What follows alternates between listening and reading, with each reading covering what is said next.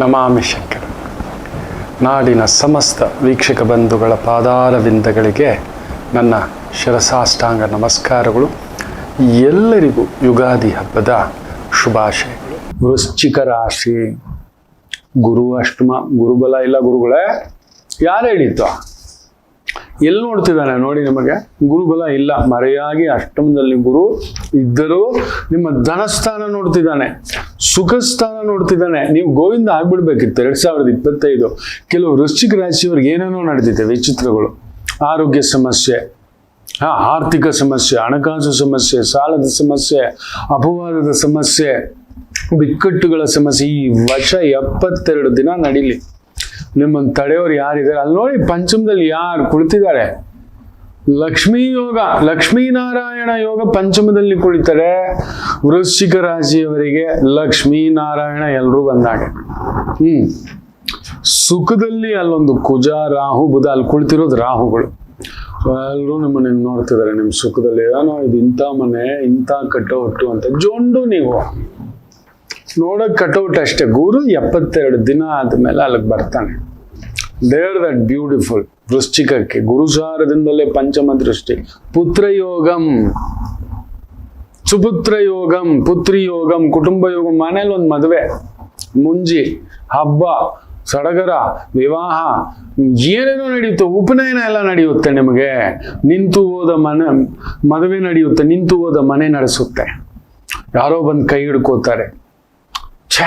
ಬೇಕಿತ್ತ ನನಗೆ ಗುರುಗಳೇ, ನನ್ನ ಪಾಡಿಗೆ ನಾನಿದ್ದೆ. ಈ ಮನೆ ಬೇಕಿತ್ತ, ಈ ಗಾಡಿ ಬೇಕಿತ್ತ, ಈ ಸಾಲ ಬೇಕಿತ್ತ, ಕೆಲವ್ರು ಮದುವೆ ಬೇಕಿತ್ತ. ಕೆಲವು ಮೂರ್ಖರುಗಳು ನೋಡ್ಬೇಕು, ಮದುವೆ ಆಗಿಲ್ಲ ಅಂತ ಆತ್ಮಹತ್ಯೆ ಅಂತ. ಅಯ್ಯೋ, ನಿಮಗೆ ಗೊತ್ತಿಲ್ಲ, 25 ವರ್ಷದ ಹಿಂದ್ಗಡೆ ಒಂದೇ ಒಂದು ಫ್ಯಾಮಿಲಿ ಕೋರ್ಟ್ ಇರ್ಲಿಲ್ಲ. ಇವತ್ತು ಗಲ್ಲಿ ಗಲ್ಲಿ ಮೈಸೂರಿಯ ಫ್ಯಾಮಿಲಿ ಕೋರ್ಟ್ಗ ಮಜಾ. ಎಲ್ಲಿ ನೋಡಿದ್ರು ಡೈವರ್ಸ್ಗಳೇ. ಹೋಗಲ್ ನೋಡಿ. ಇವತ್ತು ಕೂಡ ಒಂದು ಹುಡುಗಿ ಮದುವೆ ಆಗ್ಬಿಟ್ಟು ಒಡವೆಲ್ಲ ತಗೊಂಡು ಗೋವಿಂದಾಯ ನಮ ಅಂತ ಆಗ್ಬಿಟ್ಟಿದ್ದಾಳೆ. ಮದುವೆ ಆಗಿಲ್ಲಂತೆ, ಸೂಸೈಡ್ ಅಂತೆ. ಅಯ್ಯೋ ರಾಮಚಂದ್ರ. ನಾವು ಒಂದು ಮಾತು ಹೇಳ್ತಾರೆ ನಮ್ಮ ಗುರುಗಳು, ಪೂಜೆಗೆ ತಕ್ಕಂತೆ ಪತ್ನಿ, ಪುಣ್ಯಕ್ಕೆ ತಕ್ಕಂತೆ ಮಕ್ಕಳು ಅಂತ. ನಿಮ್ ಪೂಜೆಗೆ ಬರಾಬರ ಆಗ್ಬಿಟ್ಟಿದೆ, ನಮ್ದೇ ಆಗಿದ್ದು ಬಿಡಿ. ವಿವೇಕ ಇಲ್ಲ ಸ್ವಾಮಿ ನಮ್ಗೆ. ನಮ್ಮನೇಲೆ ಹೇಳ್ತಾರೆ, ಸತ್ಯವಾಗ್ಲೂ ಹೇಳ್ತಾರೆ, ನನ್ನ ಮದುವೆ ಬಯಸೋನೇ ಅಲ್ಲ. ರತ್ನಮ್ಮ ಮಾಡಿದ ಕೆಲಸ ಅದು. ನನ್ನ ಮಗು ಬಂದ್ಬಿಡು, ನೀನ್ ನನ್ನ ಕಣ್ ಮುಂದ್ಗಡೆ ಎದ್ಬಿಡು ಅಂತ ಹೇಳಿಬಿಟ್ಟು, ನೀನ್ ಹಂಗೇ ಹೇಳ್ತಾ ಮೆಲ್ಲಗೆ ಅವನನ್ನ ಲಾಕ್ ಮಾಡ್ಬಿಡು ಅಂತ ನಮ್ ಗುರುಗಳು ಹೇಳ್ಕೊಟ್ಟಿರೋದು ಇದೆಲ್ಲ ಕೆಲಸ. ಸತ್ಯವಾಗ್ಲೂ ಹೇಳ್ತೇನೆ, ಅದಾಗಿಲ್ಲ ಅಂದ್ರೆ ನಾನು ನಿಮ್ಮ ಮುಂದ್ಗಡೆನೂ ಇಲ್ಲ. ವೃಶ್ಚಿಕ 100% breweries, wine, liquor, entertainment, theatre, juice, ಹಣ್ಣು, ತರಕಾರಿ, ಕಾಂಡಿಮೆಂಟ್ಸ್, ಬೇಳೆಕಾಳುಗಳು, ನರ್ಸರಿ, ಹೂವು, ಅಲಂಕಾರ, ಒಪ್ಪ, ಓರಣ, ಪೌರೋಹಿತ್ಯ, ಮದುವೆ ಮಾಡಿಸೋದು, ಅಲಂಕಾರ ಶಾಸ್ತ್ರ, ಮೇಕಪ್ ಮಾಡಿಸೋದು, ಹಣ್ಣುಗಳು, ತರಕಾರಿಗಳು, ಸೊಪ್ಪುಗಳು, ಜ್ಯೂಸ್ ಅಂಗಡಿ, ಬೇಕರಿ, ತಿಂಡಿ, travel consultancy, engineering, architecture, interior, ಚಿತ್ರಕಲೆ, ಶಿಲ್ಪಕಲೆ, ದೇವಕಲೆ, ಪೇಂಟಿಂಗ್, ಗೆಜ್ಜೆಗಳ ತಯಾರಿಸುವಿಕೆ, ಬೆಳ್ಳಿ ವಸ್ತುಗಳು, ಬಂಗಾರದ ವಸ್ತುಗಳು. ವಿಶ್ವಕರ್ಮರಾಗಿದ್ದೀರಿ, ಅತ್ಯದ್ಭುತವಾಗಿರತಕ್ಕಂಥ ವರ್ಷ. ಹಬ್ಬಕ್ಕೆ ರೆಡಿ ಆಗಿ, ನೀವು ಖಂಡಿತ ಹಬ್ಬಕ್ಕೆ ರೆಡಿ ಆಗಿ. ಗುರು ಅಷ್ಟಮ ನೋಡಿದ್ದೀರಿ, ನೊಂದಿದ್ದೀರಿ, ಬೆಂದಿದ್ದೀರಿ, ಏನಾಗಲ್ಲ. ನಿಮ್ ಧನಸ್ಥಾನ, ಸುಖ ಸ್ಥಾನದ ರಾಹುವಿನ ದೋಷವನ್ನ ತೆಗಿತಾನೆ. ಏನು ವರಿ ಮಾಡ್ಬೇಡಿ. ಕುಜರಾಹು ಸಂಧಿ. ಹೌದು, ಒಂದು ಮನೆದೊಂದು ಚಿಕ್ಕಿದೆ, ಮನೆಗೊಂದು ಕೈ ಹಾಕಿ ನೋವಾಗಿದೆ, ಸೋದರರಿಗೆ ನೋವಿದೆ, ನಿಜವೇ. ಸೋದರಿ ಕೂಡ ಇಕ್ಕಟ್ಟಲ್ಲಿದ್ದಾಳೆ, ನಿಜವೇ. ತಂಗಿ, ನಿಮ್ಗೇನಾದ್ರೂ ತಂಗಿ ಇದ್ರೆ ವೃಶ್ಚಿಕ ರಾಶಿಯ ತಂಗಿಗೊಂದು ನೋವಿದೆ. ಮನೆಯ ಮಕ್ಕಳ ಅಭಿವೃದ್ಧಿ ಯೋಚನೆ. ಅರೆ, ನಿಮ್ ಸಂಗಾತಿ ಇರ್ಬೇಕಾದ್ರೆ ನೀವ್ ಯಾಕ್ರಿ ಯೋಚನೆ ಮಾಡ್ತೀರಿ? ಸಪ್ತಮಾಧಿಪತಿ ನೋಡಿ ಉಚ್ಚಂಗತ, ದಶಮಾಧಿಪತಿ ಶನಿಯ ಜೊತೆ. ಸರ್ಕಾರದ ಕೆಲಸ, ಸರ್ಕಾರದ ವ್ಯವಹಾರ, ಕನ್ಸಲ್ಟೆನ್ಸಿ ವ್ಯವಹಾರ, ಜಾಗ ಕೊಡ್ಸೋದು, ಮದುವೆ ಮಾಡಿಸೋದು, ಮನೆ ಕೊಡ್ಸೋದು, ಬ್ಯೂಟಿಫುಲ್ ಆಗಿರ್ತಕ್ಕಂಥದ್ದು. ಅಲಂಕಾರಿಕ ವಸ್ತುಗಳು, ಸ್ಟೇಷನರಿ, ಫ್ಯಾಕ್ಸು, ಇಂಥವುಗಳ ವ್ಯವಹಾರ ಅದ್ಭುತವಾಗಿದೆ. ಮುತ್ತು ರತ್ನಗಳ ವ್ಯವಹಾರ, ಗಾರ್ಮೆಂಟ್ಸ್, ಬಟ್ಟೆ, ಸಣ್ಣ ಪುಟ್ಟ ಒಂದು ಮಧ್ಯವರ್ತಿಗಳ ಕೆಲಸ, ಟೆಲಿಕಮ್ಯುನಿಕೇಶನ್, ಕಸ್ಟಮರ್ ಸರ್ವಿಸ್, ಬಂಗಾರ ಇಟ್ಟುಕೊಂಡು ಬಡ್ಡಿಗೆ ಬಿಡತಕ್ಕಂಥ ವ್ಯವಹಾರಗಳು, ಫೈನಾನ್ಸ್ ಎಲ್ಲವೂ ಚೇತರಿಕೆಯೇ. ಸ್ವಲ್ಪ ಕುಜರಾಹು ನಿಮ್ಮ ಸಂಗಾತಿ ಯಾರಕ್ಕೆ ನೋಡ್ಕೊಳ್ಳಿ. ಅಲ್ಲೆಲ್ಲೋ ಒಂದು ದಶಮದಲ್ಲಿ ಕೇತು, ಒಂಚೂರು ನಿಮ್ಮ ವೃತ್ತಿಯಲ್ಲಿ ಶತ್ರುಗಳು ಸ್ವಲ್ಪ ಜಾಸ್ತಿ. ಯಾರಿಗೂ ಏನೂ ಹೇಳಕ್ ಹೋಗ್ಬೇಡಿ, ಏನೋ ದೇವ್ರು ಇಟ್ಟಾಗೆ. ಸುಳ್ಳು ಹೇಳ್ಬೇಡಿ. ಗುರು ಅಷ್ಟಮ ಸುಳ್ಳು ಹೇಳಿಸ್ತಾನೆ, ಮುಚ್ಚಿಡಿಸ್ತಾನೆ, ಸುಳ್ಳು ಹೇಳೋ ಹಾಗೆ ಮಾಡಿಸ್ತಾನೆ. ಇಲ್ಲದ್ದು ಗುರು ಅಷ್ಟಮದಲ್ಲಿದ್ರೆ ಮಾಡಬಾರ್ದು ಮಾಡ್ತಾರೆ. ಕೆಲವರು ನೋಡಿದ್ರೆ ಮೊನ್ನೆ ವೃಶ್ಚಿಕ ರಾಶಿ ಒಂದು ವ್ಯಕ್ತಿ ಬಂಗಾರದಂತ ಪಾಯಸ ಮನೇಲಿದೆ, ಯಾವುದೋ ಗಂಜಿ ಜೊತೆ ಅಭಾಸವಾಗಿ ಮಾತಾಡ್ತಿದ್ರು. ಪುಣ್ಯಾತ್ಮ ನಿನಗೆ ನಮಸ್ಕಾರ ಅಂತ. ಏನಿದು ಅಂತ ಹಾಗೆ ಈ ಥರದ ಕೆಲವೊಂದು ಎಡವಟ್ಟು ಭಾವಗಳಿಗೆ ಗುರು ಅಷ್ಟಮ ಇದ್ರೆ ಮಾಡಬಾರದ್ದು ಮಾಡೋದು. ಮನೇಲಿರೋ ಬಂಗಾರ ಬಿಟ್ಟು ಇನ್ಯಾವುದಕ್ಕೂ ಕೈ. ದೇವರಂತ ಪ್ರಸಾದ ಇದೆ, ಇದ್ಯಾವುದೋ ಗಂಜಿ ಕೈ ಹಾಕಿದ್ರಂತೆ ಅನ್ನೋ ಥರ ಈ ಚಿಲ್ಲರೆ ಬುದ್ಧಿಗಳು ಮಾಡಿಸ್ತಕ್ಕಂಥದ್ದು, ಲಂಚ ತಗೊಳ್ಳೋದು. ಬಂಗಾರದಂತ ಗೌರ್ಮೆಂಟ್ ಕೆಲಸ ಕೊಟ್ಟಿದ್ದಾನಂತೆ, ಒಂದು ಒಳ್ಳೆ ಕೆಲಸ, ಅಲ್ಲಿಗೆ ಲಂಚ ತಗೊಂಡು ಓಡೋಗೋದು. 13 ಕಿಲೋಮೀಟರ್ ಚೇಸ್ ಮಾಡಿ ಇವತ್ತು ಹಿಡಿದಿದ್ದಾರೆ ಒಬ್ಬರನ್ನ. ಬೇಕಿತ್ತಾ ಇಂಥ ಕೆಲಸಗಳು? ಬೇಕಿತ್ತಾ? ಒಳ್ಳೆ ಕೆಲಸ ಕೊಟ್ಟಿದಾರಲ್ವಾ? ಇಲ್ಲ ಸರ್ ನಮ್ಮ ಕೈಯಲ್ಲಿ ಆಗಲ್ಲ, ನಮ್ಗೆ ಗೊತ್ತಿರೋದು ನಾವು ಮಾಡ್ತೀವಿ, ನೀವು ಎಲ್ಲಿಗಾದ್ರೂ ಟ್ರಾನ್ಸ್ಫರ್ ಮಾಡ್ಕೊಳ್ಳಿ. ಎಲ್ಲಿದ್ದರೂ ಕೆಲಸವೇ. ಮನಸ್ಸಾಕ್ಷಿಗೆ ಮೀರಿ ಅವ್ರು ಖುಷಿಯಾಗಿ ಅವರೇ ಕೊಡ್ತಾರಪ್ಪ ಕೆಲಸ. ಆದ್ರೆ ಅಮ್ಮ ತಗೋ ಅಂತ ಬುಟ್ಟಿ ನೀವು ನಂಬಲ್ಲ. ನನಗ ಆ ಸಂಕಲ್ಪ ಸಿಕ್ಕಿದೆ. ಬುಟ್ಟಿ ಸಿಹಿ ಅಲ್ಲ. ಒಬ್ಬರೊಂದು ಟೆಂಪೋ ತುಂಬಾ ತೆಂಗಿನಕಾಯಿ, ಇನ್ನೊಬ್ರು ಟೆಂಪೋ ತುಂಬಾ ಮಾವಿನ ಹಣ್ಣು. ಎಂಥದಪ್ಪ. ಏನ್ ಮಾಡ್ತೀರಿ? ಗುರು ಅಷ್ಟಮದಲ್ಲಿರೋದ್ರಿಂದ ಎಲ್ಲಿ ಕೈ ಇಡಬಾರ್ದು ಅಲ್ಲಿ ಕೈ ಇಡ್ಲಿಕ್ಕೆ ಹೋಗ್ಬಿಟ್ಟು ಕೈ ಸುಟ್ಕೊಬಿಡ್ತಾರೆ. ಅದೊಂದು ನೋಡ್ಕೊಳ್ಳಿ. ದೇವರ ದುಡ್ಡು, ಪ್ರಜೆಗಳ ದುಡ್ಡು, ಬಡವನ ದುಡ್ಡು, ಧರ್ಮವಂತನ ದುಡ್ಡು ಎಲ್ಲೋ ಹಾಕಿದ್ರೆ ಅದು ಮಾತ್ರ ಕಾದಿದ್ದು ಸುಂಟರು ಗಾಳಿಯಪ್ಪ. ಇನ್ನೊಬ್ಬರ ಒಂದು ಮಾತೃತ್ವಕ್ಕೆ ಕೈ ಹಾಕೋದು, ಮೋಸ ಮಾಡೋದು ಬಳಸ್ಕೋಬಾರ್ದು. ಆ ಥರದ್ದು ಹೇಳಿತಾನೆ. ಅದೊಂದು ನೋಡ್ಕೊಳ್ಳಿ. 72 ದಿನ ಆರಂಭ. ಅದರಿಂದ ಆ ಗುರುದೋಷಕ್ಕೆ ಆದಷ್ಟು ಅಶ್ವತ್ಥ ಕಟ್ಟೆ ಪ್ರದಕ್ಷಿಣ, ಗಣಪತಿ ದರ್ಶನ, ಗಣಪತಿ ಪೂಜೆ ಮಾಡ್ಕೊಳ್ಳಿ. ಗುರು ಅಷ್ಟಮ ಸ್ವಲ್ಪ ಶುಗರ್ ರೈಸ್ ಆಗೋದು, ನರ್ವಸ್ ಪ್ರಾಬ್ಲಮ್ ಸ್ವಲ್ಪ ಆಗೋದು, ಕುಜ ರಾಹು ಸಂಧಿ, ಎಳ್ಕೊಂಡು ತಲೆ ನೋಡ್ತಾನೆ, ತಲೆನಲ್ಲಿ ಏನಾದರೂ ಒಂದು ಪ್ರಾಬ್ಲಮ್ ಬರುತ್ತೆ, ಕಿವಿನೋ ಮೂಗೋ ಕಣ್ಣೋ. ಮೊದಲೇ ನೀವು ಪುಕ್ಕಲು ಸ್ವಲ್ಪ ಕಳಕು ಅಂತ ಇರ್ತೀರಿ. ನೀವು ಸ್ವಲ್ಪ ಏನು ಮಾಡೋದು, ಚಳುಕು ಇಟ್ಕೊಂಡ್ರೆ ನೀವು ಹಾಗೆಯೇ ನೀವು ಸ್ವಲ್ಪ ಫಿಟ್ನೆಸ್ ಇಟ್ಕೊಳ್ಳಲ್ಲ. ನೀವು 2 ಕಿಲೋಮೀಟರ್ ಮಾಡ್ಬಿಟ್ಟು 20 ಕಿಲೋಮೀಟರ್ ಮಾಡಿದೆ ಅನ್ನೋದು, ಬಚ್ಚಿಟ್ಕೊಂಡು ಜಾಮೂನ್ ತಿನ್ನೋದು, ಸರಿ ತಿನ್ನೋದು. ನೀವು ತಿಂತಲೇ ನಿಮ್ಗೆ ಏನಾದರೂ ಅಂಡು ಗುಂಡು ಕಮ್ಮಿ ಆಗಿದೆ ಅಂತೇಳಿ ನೀವು ಬಾಯಿಗೂ ಕಂಟ್ರೋಲ್ ಇಲ್ಲ, ನಿದ್ದೆಗೂ ಕಂಟ್ರೋಲ್ ಇಲ್ಲ, ಇನ್ನೊಂದಕ್ಕೂ ಕಂಟ್ರೋಲ್ ಇಲ್ಲ. ವೃಶ್ಚಿಕ ರಾಶಿ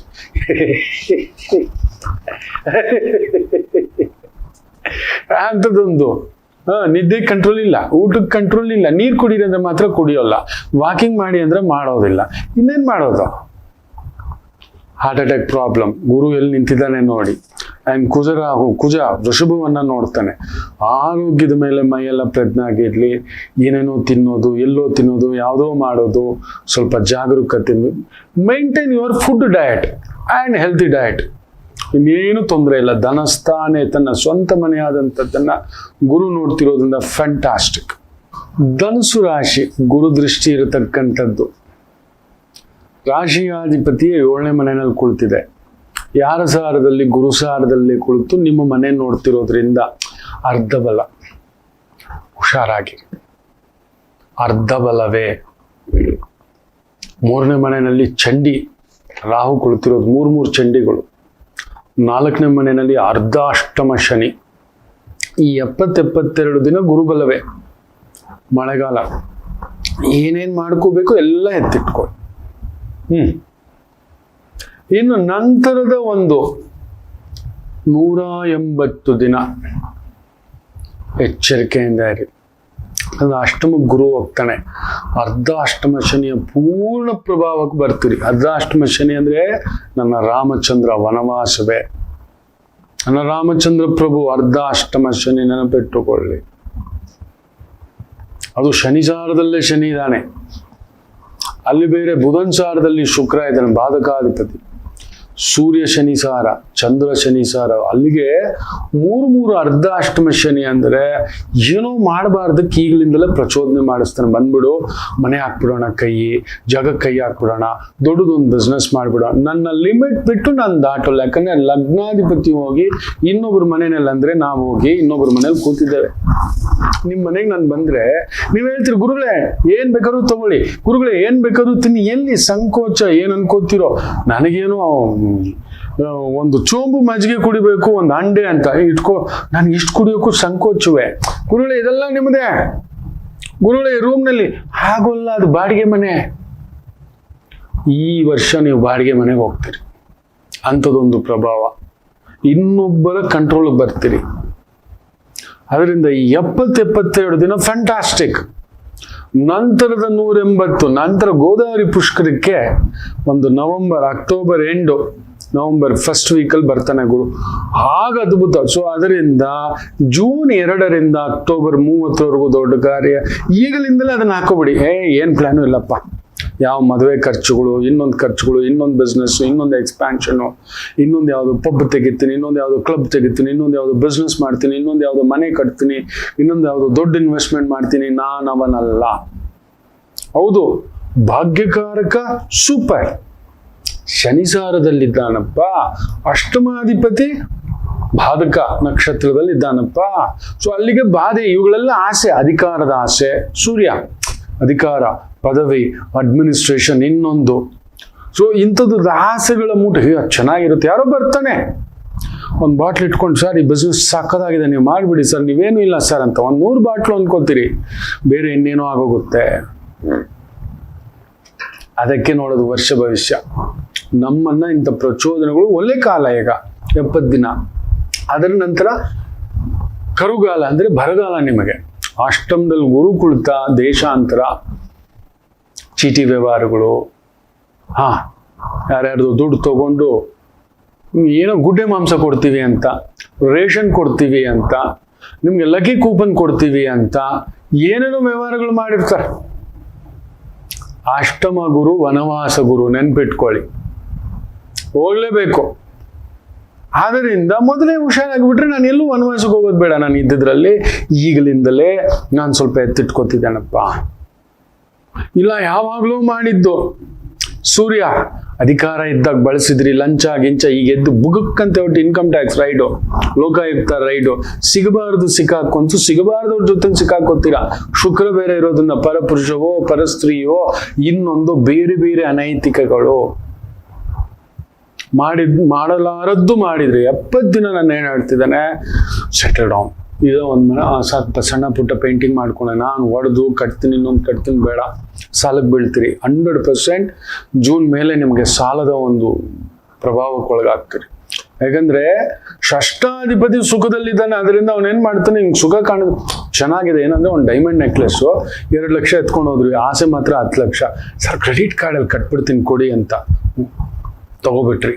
ನೀವೇನಿಲ್ಲ ಸರ್, ಸ್ವೈಪ್ ಮಾಡಿ ಸರ್, ಕಾರ್ಡ್ ತಗೊಳ್ಳಿ, 2 ಲಕ್ಷ ಕೊಟ್ಬಿಟ್ಟು ಅಂತಾನೆ.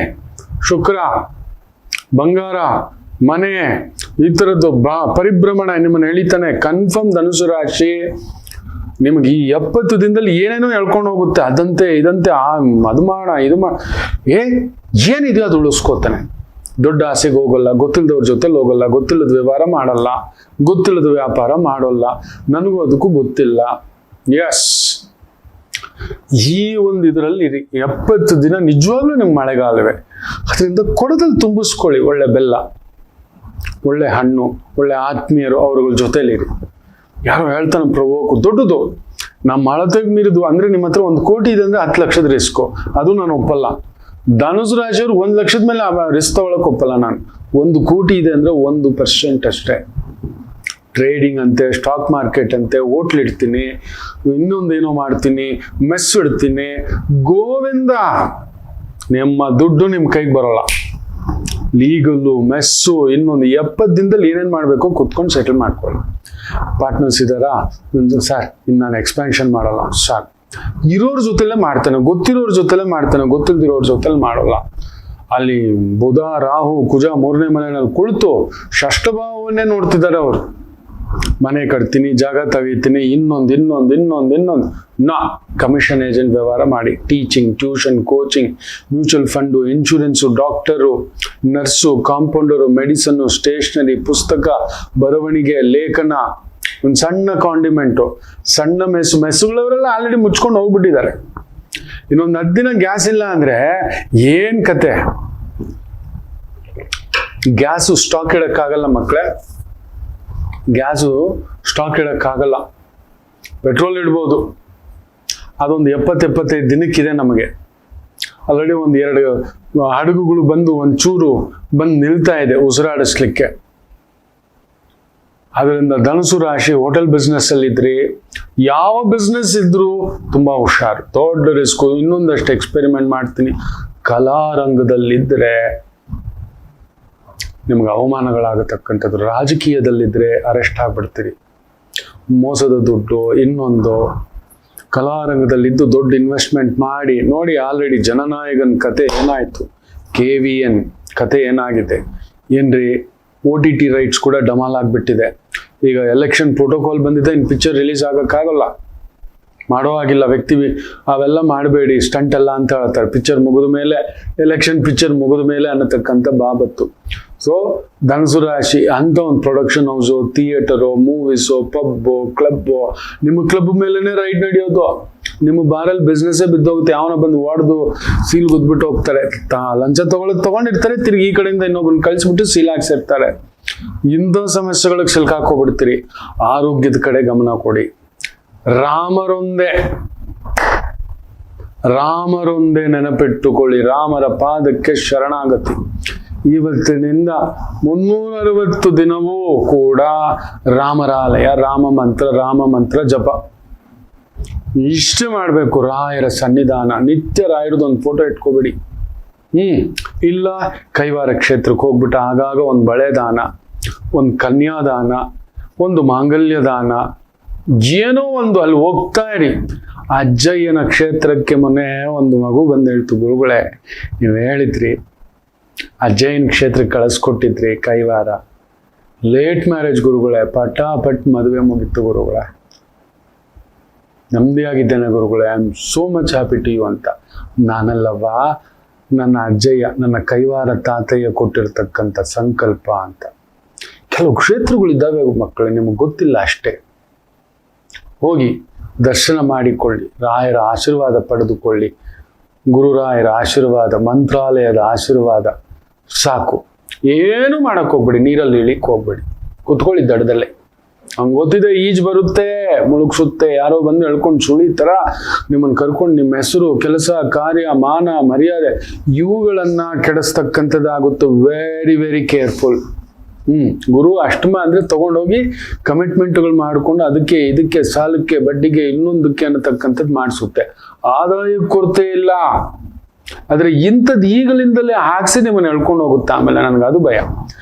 70 ದಿನದಲ್ಲಿ ಏನ್ ಬರುತ್ತೆ ಎಲ್ಲ ಶೇಖರಿಸಿ ಇಟ್ಕೊಬಿಡಿ. ಓಂ ನಮಃ ಶಿವಾಯ ನೋಡ್ಕೊಳ್ಳೋಣ. ದಿನ ಒಂದು ಸಂಡಿಗೆ ತಿನ್ನೋಣ, ದಿನ ಒಂದು ಕೋಡುಬಳೆ ತಿನ್ನೋಣ, ದಿನ ಒಂದು ಕಜ್ಜಾಯ ತಿನ್ನೋಣ. ಒಂದೇ ಬಾರಿಗೆ 10 ಕಜ್ಜಾಯ ತಿನ್ಲಿಕ್ಕೆ ಹೋಗ್ಬೇಡಿ.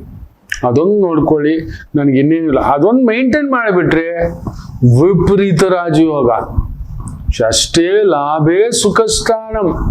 ಕೊಡದವರು ದುಡ್ಡು, ಇಲ್ಲದ ದುಡ್ಡು, ಬರಬಾರದ ದುಡ್ಡು ಏನೇನೋ ರೀತಿನಲ್ಲಿ ಬರುತ್ತೆ. ಲಂಚ ತಗೊಳಕ್ ಹೋಗ್ಬೇಡಿ, ಮೋಸ ಮಾಡಿ ತಗೊಳಕ್ ಹೋಗ್ಬೇಡಿ, ದೋಚಿತ್ ತಗೊಳಕ್ ಹೋಗ್ಬೇಡಿ.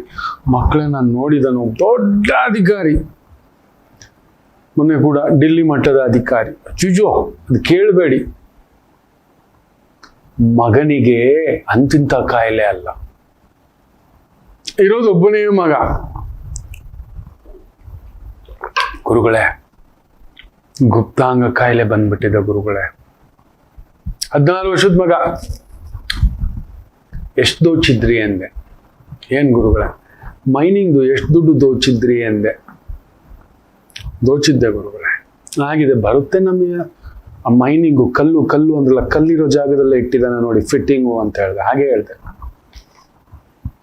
ಅದೇನು ಗುರುಗಳೇ? ಹೌದು, ಎಷ್ಟು ಜನಗಳು ಗುಂಡಿಗೆ ಹೊಡೆದ್ರು, ಗುಂಡಿಗೆ ಇಟ್ಟಿದ್ದಾನೆ. ಅದೇ ಮಕ್ಕಳೇ ಹೇಳೋದು. ನಾವು ಇಷ್ಟು ನೆಮ್ಮದಿಯಾಗಿದ್ದೇವಂದ್ರೆ, ನಾನು ಇಷ್ಟು ಚೆನ್ನಾಗಿದ್ದೇನೆ ನನ್ನ ತಂದೆ ತಾಯಿ ಮಾಡಿರೋ ದಾನ ಧರ್ಮ ಪುಣ್ಯ. ನಾನು ಇಷ್ಟು ಆರೋಗ್ಯವಂತನಾಗಿದ್ದೇನೆ, ಇಷ್ಟೊಳ್ಳೆ ಮಾತು, ಒಳ್ಳೆ ಆಲೋಚನೆ ವಿವೇಚನೆಯಿಂದ ಬದುಕ್ತಿದ್ದೇವೆ ಅಂದ್ರೆ ಇನ್ನೂ ಅವ್ರು ಮಾಡಿರೋ ಒಂದು ಪುಣ್ಯ. ಏನಾದ್ರೂ ಎಡವಟ್ಟು ಮಾಡಿದ್ರೆ ಅದು ನನ್ನ ಪಾಪ ಅಷ್ಟೇ.